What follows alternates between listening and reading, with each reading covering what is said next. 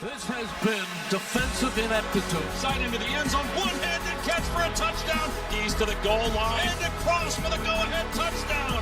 He lets it go, and it is intercepted, and the game is over. No, we still have everything in front of us to learn from everything that's going on as a team, and it's something we got to grow from.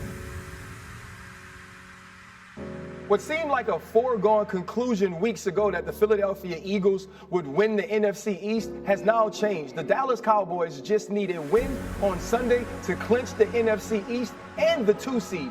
That would set them up to potentially face the Packers in the wild card round, as all Green Bay needs to do to clinch a spot is get a win against Chicago. When you look at this right now and you think about this playoff picture, it's so different from what it looked like weeks ago. The Philadelphia Eagles were leading. The San Francisco 49ers were trying to rebound from not having Trent Williams and Deebo Samuel. Yeah. And we were wondering if the Dallas Cowboys could even beat a good team. Mm-hmm. When you see where the Eagles have fallen, what stands out most to you? How unreliable the offense has become. Go to the offseason. They lost Hargrave. There were some moves that were signed as free agents. We knew that there was going to be new pieces, mainly the Georgia guys that they all drafted. Yeah. We thought that this defense was going to take some time. Right. We did not think that this offense was going to look this way. Mm-hmm. And my issue with it, RC, is this. Like, I've heard this from everybody in Philadelphia, both people within the organization, on the team, and their fans. Well, they're still good. You guys were not expected to be good. Exactly. You were expected to be a great offense. Again, we thought this defense would have moments where they would struggle, but we knew this. We thought this offensive line would be dominant. We thought Jalen would take another big step. A.J. Brown would be one of the most dominant wide receivers in football. But Dan, the question is, though, a few weeks back, we were seeing those things. We saw A.J. Brown take that next step and become one of those top fives. Number ones, but we never saw the run game progress. We didn't see any creativity. Jalen wasn't using the legs as much. That's the thing. But we counted that to an injury. What is it that Brian Johnson can do, especially this late in the season, to make that any different in the playoffs? You said earlier that this team could be one and done. Absolutely. That's nowhere near what we thought in this offseason. Even with the new pieces, we were all saying to ourselves that Howie Roseman did a great job revamping this roster. Yeah. And here we sit thinking maybe they aren't as good as we built them up to be. Okay, so what can Brian Johnson, the offensive coordinator, do? I don't think schematically they're going to change. We've been talking about this for the better part of 2 months, and nothing schematically has changed. Can the offensive line start to impose their will on people more consistently? I think they're capable of it. They just haven't done it. They have to create more yards after the catch. They get very little yards after the catch. Everything pass game-wise is like a stop route or an out route to the outside. There's very little easy for Jalen Hurts, specifically on first down. I've said this, I would like to see Jalen under center more a little bit. I'd like to see a little bit more play action. So those are two things. I think number 3, they have to have a significantly better plan for when teams blitz them. When teams blitz them, they're bad. They're bad on offense. It's not that they're not good, they're bad. And so, Rex, you're a defensive coordinator. You're in the playoffs. I'll spin it again to if they have to go on the road to Tampa Bay. You don't think Todd Bowles is going to blitz their face off? Of course. Yeah. Blitz their face off. Of course he is. So Rex, on the other problem, their biggest problem, though, is the other side of the ball. That defense is 31st in the league in points allowed in damn near every other category. That's their problem. Jalen Carter comes in to replace Hargrave. Yeah. He's only like the best defensive tackle I've seen in the draft coming out in years. The problem is their scheme and who they hired on defense. Well, we'll get to watch some guys tonight that'll be coming out in the draft next year. The college football playoff semifinals are today on ESPN, ESPN Deportes, and ESPN Plus. Number 1, Michigan takes on number 4, Alabama in the Rose Bowl at 5 Eastern, 2 Pacific. And then the number 2, Washington Huskies take on the Texas Longhorns in the Sugar Bowl. And we are joined now by Pat McAfee, the host of the Pat McAfee Show and one of the livest members of College Game Day. Welcome, brother. Boys, it is an honor to be joining you here from the granddaddy of them all. I want to let you know we went through 7 checkpoints to get in here this morning. There will be the safest bowl game of all time here at Pasadena. And obviously, the grass looks phenomenal. The sun hasn't risen just yet, but when it does, we got cotton candy peeking its head over this stadium. They say it's the greatest view of all time. And then tonight, it's already starting right there. It's already starting out there. And then today, we have an opportunity to find out whose legacy and tradition of their college run is going to end with a national championship game. It's a beautiful time to be alive. You boys have been crushing it. And Rex, thanks for burying those refs yesterday. Your passion was a beautiful thing to watch from everywhere. Hey, well, Pat, we have a tendency to tick a few people off, which I don't mind, but I just tell the truth.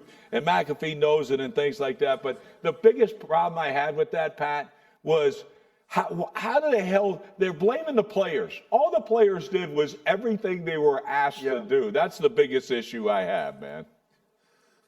Yeah, Rex, I'm on your side here. I think, I know. The ref issue, and obviously the set there, Ryan Clark, you're doing a fantastic job, not only on this, but inside the NFL on CW on Tuesday, and also the pivot. Dan Orshlovsky, obviously, you crush everything you do. And Rex, I love everything you're about. The amount of NFL years that are on that set over there is in abundance, and I think we all understand that since the beginning of time, we need full-time refs. Okay, I don't know what we're doing. We got trillions of dollars. Why not make this thing a full-time operation? In the offseason, Rex, they can practice. Look at that. They can do trust falls together. They can even have a team that isn't and then if somebody sucks and messes up, like Brad Allen did, pull them out. Pull somebody back in there, Rex. This is fixable. I don't know why Raj doesn't want to do it. So we need more of you ticking people off, Rex, with those beautiful teeth.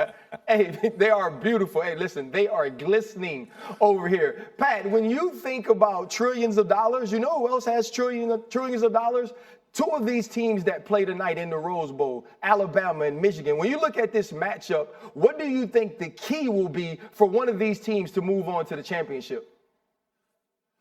So I think we all kind of understand that whenever a team is getting bombarded with negativity, they have a bunker mentality and they respond. What this Michigan team has done all season has been phenomenal. From the first couple weeks, whenever Harbaugh was suspended for a hamburger, to the end of the thing, whenever we all learned about Connor Stallions being a rogue agent, he was out for 3 straight weeks, and they didn't announce the suspension until after he'd already flown to Penn State, to Happy Valley, which if anybody's ever been there, you got to drive another hour and a half once you land. So they made it as miserable as possible for this Michigan team, and all they've done this entire time is be mature, go to work, and stay locked in. Had Adam Schefter on the show the other day, and he said that when he went and visited this Michigan team in training camp, they said, hey, there's like 18 NFL guys on this team. Now, maybe not in the top 10, maybe not in the top 15, even though J.J. McCarthy's name is kind of working his way up there. They got a lot of talent, a lot of skill, and a mentally tough squad that has been kind of badgered all year because of everything that has happened. Then you look at Alabama. They were ruled out. They lose to Texas at home early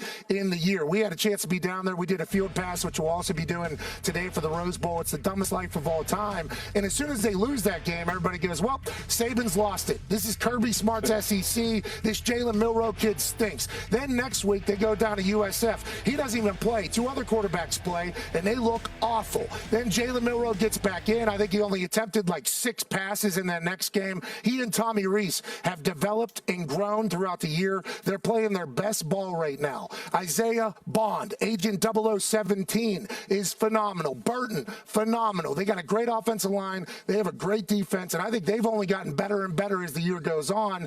And with FSU, now, you lose by 60. That is a tough thing that's going to happen. But FSU has been talking about how Alabama doesn't deserve to be in this college football playoff. Nick Saban, who's a little bit taller than Mickey Mouse, much shorter than Jim Harbaugh, is the greatest college football coach of all time because of things like that. And he's drawn from that. So I think you got a lot of motivated kids that are going to be playing out here in the Rose Bowl, and I think we got a good one, Ryan. I genuinely do. You know what, Pat? You talk about getting suspended or having to sit out games for hamburgers. We also had one of the most tearful post-game press conferences by interim head coach. Jim Harbaugh now has an opportunity to make things right. He could go out and win this championship, starting with this game against Alabama. How important do you think that is for Jim Harbaugh to finish this thing off? we all love Shefty. You know, we all love Shefty. He's a Michigan man. He has all the ins and outs. He journals every day of his life. So a little bit weird, obviously, but you got to do that to be the insider that he is. He basically said this past week that Jim Harbaugh went back to Michigan on a mission to restore greatness to his alma mater. Now, does he feel like that mission is done with 3 straight college football playoffs, with this group getting back, with everything they've been through this year? I think a lot of his future in what he decides to do depends upon the success that this Michigan team has in this college football playoff. Now, obviously, last year, the TCU game. The year before that, they lose bad. What does he signify as success in restoring greatness to Michigan? I think is the big conversation about what his future looks like. But I love Jim Harbaugh. We had him on College Game Day yesterday. He was fantastic, laughing at jokes, cracking jokes, talking about his dad, made some obscure metaphor that was hilarious and made perfect sense. The guy coaches ball. The guy can get the best out of his players at all times. And I think this is a massive one for him and his mission to restore greatness to the victors up there in Michigan. Hey, Pat, bro, you are one of a kind. Thank you for joining us. We'll see you in 20 minutes on College Game Day. Tear it up, brother. I'd rather see you in a tank top, but I know you got to be a little professional, and it's slightly cold. Oh, I see it. I see it. Pat the belt, Pat McAfee. Yeah, championship belt buckle here for the granddaddy of them all.